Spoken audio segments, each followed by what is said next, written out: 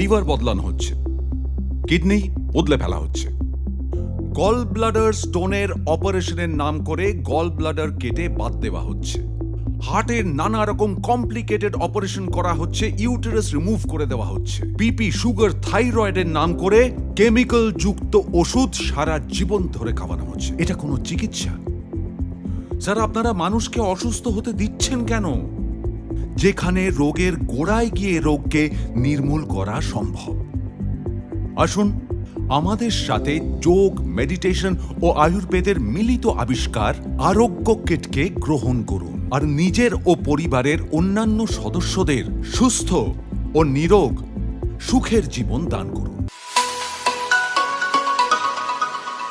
নমস্কার, আমি সুদীপ মুখোপাধ্যায়। আপনারা জানেন আমার পেশা অভিনয়, আর জানেন তো একজন অভিনেতাকে সব সময় সুন্দর ও সুস্থ থাকতে হয়। তাই শুরু থেকেই নিজেকে সুস্থ ও ফিট রাখার প্রয়াস আমার ছিল।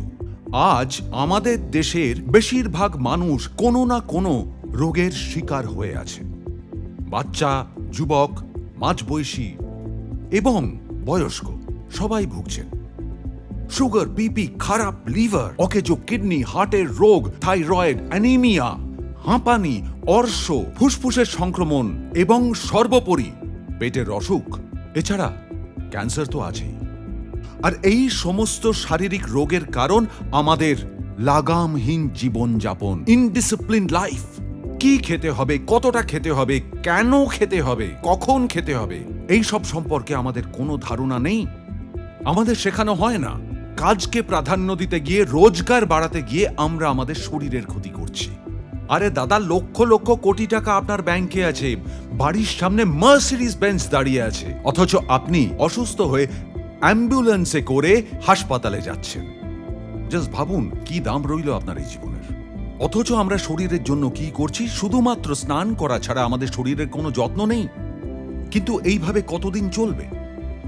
আপনাকে শিখতে হবে তো কি করে আপনি ভালো থাকবেন আর নিজের পরিবারকে, কাছের মানুষদের ভালো রাখবেন।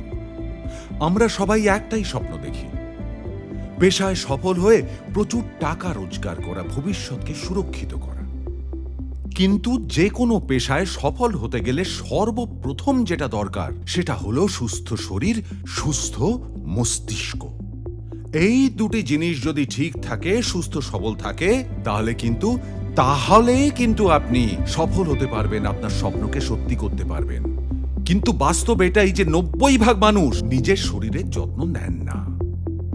আমরা আজকে আপনাদের দেখাবো কি করে ভালো থাকবেন, সুস্থ থাকবেন। তাই দেখতে থাকুন আমাদের এই অনুষ্ঠান সুস্বাস্থ্য, যা নিবেদন করছে বাসুকি আয়ুর্বেদা।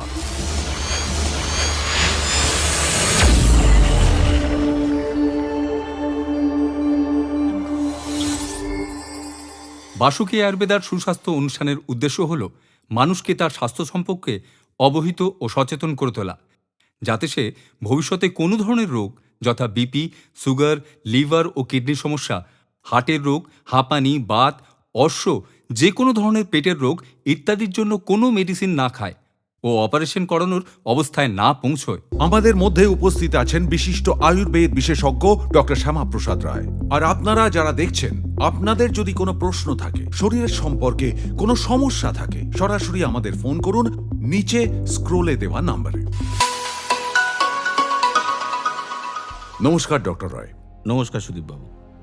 নমস্কার দর্শক বন্ধুরা, আমি আবার আপনাদের সামনে উপস্থিত হয়েছি বাসুকি আয়ুর্বেদার পক্ষ থেকে। আমরা যে মিশনটা নিয়েছি তা বাস্তবায়িত করার জন্য। মিশনটি হলো সবার জন্য সুস্থ ও স্বাস্থ্যকর জীবন। আমি চেষ্টা করব আপনাদের অসুখের, আপনাদের সমস্যার কথা শুনে তার প্রতিকার করার। ডাক্তার যদি আপনাকে মেডিসিন খেতে বলেন বা অপারেশন করতে বলেন, আপনি একবার অন্তত ফোন করুন। আমি সব শুনে অ্যাডভাইস করব, যাতে আপনি ভালো এবং সুস্থ হয়ে যেতে পারেন। ডাক্তারবাবু, আমার একটা প্রশ্ন ছিল। দেখুন, আমি দেখেছি, আমার অভিজ্ঞতা বলছে যে বর্তমান সময়ে বহু মানুষ খুব অল্প বয়সে, 25-26 বছর বয়সে নানান রকম অসুখে ভুগতে আরম্ভ করছে। কারোর ব্লাড সুগার, ব্লাড প্রেশার, এমনকি হার্টের অসুখও হচ্ছে। এর কারণ কি? আমাদের লাইফস্টাইল, ফুড হ্যাবিটস আর মানসিক স্ট্রেস। ছোটবেলা থেকেই তো ভুল খাওয়া দাওয়া করে মানুষ বড় হচ্ছে, তার ওপর ব্যায়াম করা বা খেলাধুলো করার রেওয়াজ তো প্রায় নেই। স্কুল জীবন থেকেই মানসিক স্ট্রেস শুরু হয়ে যাচ্ছে বাচ্চাদের। তাই শারীরিক ও মানসিকভাবে 90% ছেলে মেয়ে কমজোর হয়ে বড় হচ্ছে, আর তাই শরীরে ইমিউনিটি বা রোগ প্রতিরোধক ক্ষমতা তৈরি হচ্ছে না। ফলে অল্প বয়সে কোনো না কোনো রোগে ভুগতে শুরু করছে। ডাক্তারবাবু, আমি একটা আর্টিকেল পড়েছি, এখন তো অনেক রকম আর্টিকেল বেরোয়, তাতে দেখা যাচ্ছে যে 90% মানুষ 40 বছর পেরোতে না পেরোতেই নানা রকম রোগে ভুগতে আরম্ভ করেন। একদম। যেমন সুগার, বিপি, বদহজম, কোষ্ঠকাঠিন্য, কোলেস্টেরল, ফ্যাটি লিভার, কিডনির অসুখ, হার্টের অসুখ, কোনো না কোনো রোগে ভোগা আরম্ভ হয়ে যায়। তারপর 45 কি 50 বছরে এসে আমাদের কিছু রোগ ক্রনিক হয়ে যায়। একদম। আসলে আমাদের দেশে সুস্থ ও নিরোগ হয়ে বেড়ে ওঠার কোনো বৈধ গাইডলাইন নেই। ঠিক কথা। অসুখ হলেই গাদা গাদা অ্যালোপ্যাথি মেডিসিন খাওয়া হচ্ছে। তার ফলে একটা অসুখ সারাতে গিয়ে 5টা অন্য অসুখ ডেকে আনা হচ্ছে।